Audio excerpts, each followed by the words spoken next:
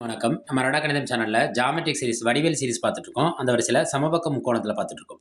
இது 1999ஆம் ஆண்டு டிஎன்பிசியால் நடத்தப்பட்ட போட்டித் தேர்வுல கேட்கப்பட்ட கேள்வி. இரு சமபக்க முக்கோணத்தின் உயரம். இரு சமபக்க முக்கோணத்தோட உயரம் என்ன கொடுத்துருக்காங்க? √6 சென்டிமீட்டர் எனில் அதன் பரப்பு கேட்கறாங்க.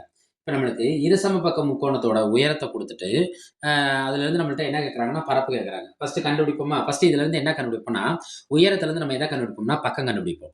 நம்ம கொஞ்ச நேரத்துக்கு இதுக்கு முந்தின வீடியோக்களை பார்த்தா சமபக்க முக்கோணத்தோட பக்கம் கொடுத்து அதுலேருந்து உயரம் கண்டுபிடிக்கிறது அந்த ஃபார்முலா தான் இதுக்கு நம்ம யூஸ் பண்ண போகிறோம். இங்கே உயரங்கிறது என்ன? அவங்க கொடுத்துருக்க உயரம் எவ்வளோ? √6 சென்டிமீட்டர். ரைட்டா? உயரத்துக்கும் பக்கத்தை ரிலேட் பண்ணுற ஃபார்முலா என்ன? √3/2a.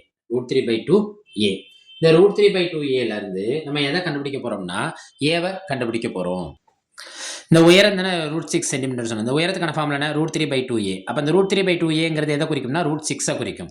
அப்போ √3/2a இங்கே √3 இருக்கா? நான் இதை √3 மாதிரி மாற்றிக்கிறேன். √3 × √2. அதாவது ரூட்டுக்குள்ளே இருக்க 6 நான் 2ஆக பிரிச்சுக்கிறேன். 3 × 2ன்னு பிரிச்சுக்கிறேன். நம்மளுக்கு யாரோட ஆன்சர் தேவை? ஏவோட ஆன்சர் தான் தேவை. இப்போ √3 பெருக்கல் √2 இந்த இடத்துல இருக்க பின்ன பெருக்கல் அங்கிட்டு வரப்ப தலைகீழ் பின்ன பெருக்கலாக மாறும். அதாவது 2/√3. இந்த √3 என்ன ஆயிரும்? கேன்சல் ஆயிரும். அப்போ ஏங்கிறது என்ன கிடைக்கும் நம்மளுக்கு? 2√2 சென்டிமீட்டர். இது ஏங்கிறது எதை குறிக்கும்? இருசமபக்க முக்கோணத்தோட பக்கத்தை குறிக்கும். எதை குறிக்கும்? பக்கத்தை குறிக்கும். நம்மள்ட்ட பக்கம் கேட்கல. கேள்வியில் என்ன கேட்டிருக்காங்கன்னு பாருங்க, பரப்பு. கேள்வியில் கேட்டிருக்கிறது என்னன்னா பரப்பு. அப்போ பரப்பு கண்டுபிடிக்கிறதுக்கான ஃபார்முலா தெரிஞ்சிருக்கணும். பரப்பு கண்டுபிடிக்க என்ன ஃபார்முலா?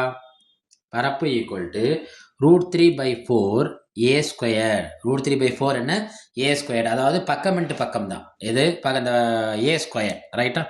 அப்போ √3/4 ஏவை நம்ம என்ன கண்டுபிடிச்சிருக்கோம்? 2√2. அந்த 2√2 ஸ்கொயர். √3/4 இங்கே இருக்க வெளியில் இருக்க 2 தனியாக ஸ்கொயர் பண்ணுங்க. 2 தடவை பெருக்குனா என்ன கிடைக்கும்? 4 பெருக்கல் ஒரு நம்பரையும் ரூட்டையும் இருக்கிறப்ப அந்த ரூட்டும் அந்த நம்பரும் என்ன ஆயிரும்? பவர் என்ன ஆயிரும்? கேன்சல் ஆகி உள்ளே இருக்க நம்பர் அப்படியே கிடப்பான். இந்த 4 என்ன ஆயிரும்? கேன்சல் ஆயிரும். அப்போ இங்கே பேலன்ஸ் யார் இருக்கா? 2. இங்கே யார் இருப்பா? √3. அப்போ 2√3 சென்டிமீட்டர் ஸ்கொயர். இதான் என்னது? பரப்பு. மறுபடியும் சொல்லிக்கிறேன்.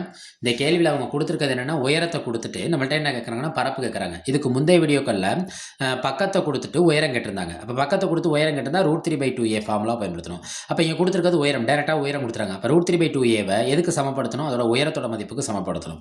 அதை 2ஆக பிரிச்சுக்கிறேன். அதுலேருந்து நான் என்ன கண்டுபிடிச்சிட்டேன்னா பக்கத்தை கண்டுபிடிச்சிட்டேன்.